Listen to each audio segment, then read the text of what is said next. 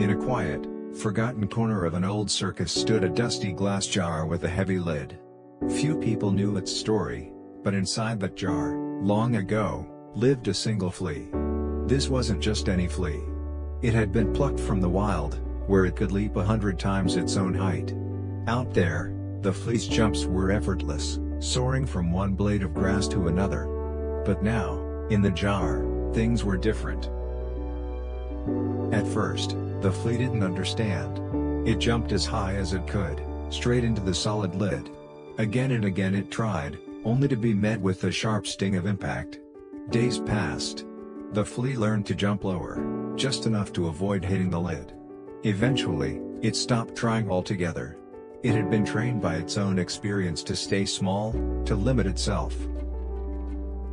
Years rolled on. The circus owner, now old, passed the jar to his grandson. The boy removed the lid out of curiosity. "Why is it covered?" he asked. "Watch," the old man said. They waited. The flea, free at last, could have leapt into the open air. But it didn't. It continued hopping in small, timid arcs, never daring to test the invisible barrier. The flea's belief had become its prison. One day, a gust of wind knocked the jar off the table, shattering it. The flea tumbled out onto the ground, stunned. The boy bent down, worried the flea was hurt. But something had changed. Feeling the open space beneath its legs, the flea twitched. It hesitated, then jumped. This time, there was no lid. It shot high into the air, so high the boy gasped. The flea realized it had been free all along. The story spread among the circus performers. They began to see themselves in the flea, the trapeze artist who never tried a harder trick because of one old fall, the clown who believed he wasn't funny because of one cruel review, the strong man who once failed to lift a weight and never tried again. One by one, they recognized their own jars. Across town, a man named Elias heard the tale. He'd been working a dead-end job for years, convinced he wasn't management material because of a single rejection in his 20s. Hearing about the flea, something clicked. He realized his belief wasn't a fact, it was a lid he had placed on himself. The next week, he applied for a position he'd been too scared to try for before.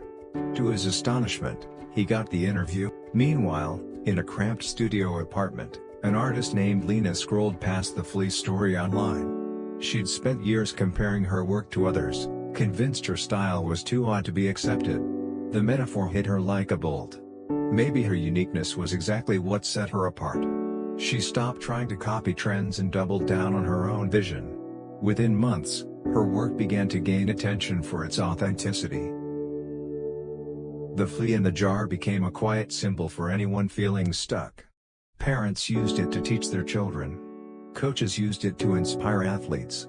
And little by little, people began lifting their own invisible lids. We all start as wild fleas, full of potential, ready to leap. But somewhere along the way, bumps, failures, and criticism create an invisible ceiling. We lower our jumps to avoid pain. Then one day, the lid is gone but the belief remains. The danger of limiting beliefs isn't just that they hold us back, it's that they feel so real we never question them. If you've ever felt stuck, trapped, or not enough, remember the flea. Test the air above you. Push a little higher than feels safe. You may discover there was no lid after all. Because the greatest limits are rarely out there in the world. They're in the stories we tell ourselves, and stories can change.